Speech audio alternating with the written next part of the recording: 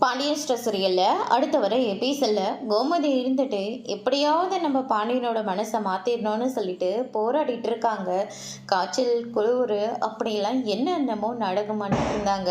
ஆனால் கடைசியில் பாண்டியன் இருந்துட்டு கோமதி பண்ணுற திருட்டுத்தனத்தை கண்டுபிடிச்சதுனால எதுவுமே கண்டுக்காம எதுவும் பேசாமல் அங்கேருந்து கிளம்பி வந்துடுறாரு. ஆனால் கோமதி இருந்துட்டு நான் பேசுகிற நினைக்கிறத லெட்டர் மூலயமா அவருக்கு தெரியப்படுத்துவோம் அப்படின்னு சொல்லிட்டு லெட்டர் எடுத்துட்டு வந்து நம்ம மீனாவோட உதவினால கடையில் கொண்டு வந்து கொடுக்குறாங்க.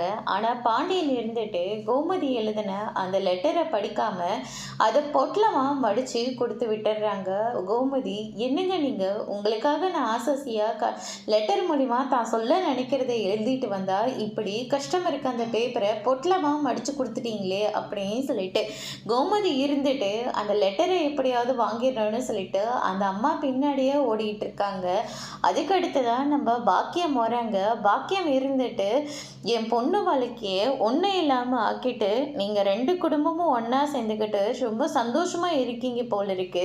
அங்கே என் பொண்ணு பச்சை தண்ணி கூட குடிக்காம எப்போ நீங்களாம் வந்து அவளை கூட்டிகிட்டு போயிடுவீங்களோன்னு சொல்லி அவள் தவம் இருக்கா. ஆனால் அவளுடைய எதுவுமே புரிஞ்சுக்காம இப்போ நீங்கள் எல்லாரும் ரொம்ப சந்தோஷமாக இருக்கீங்கல்ல.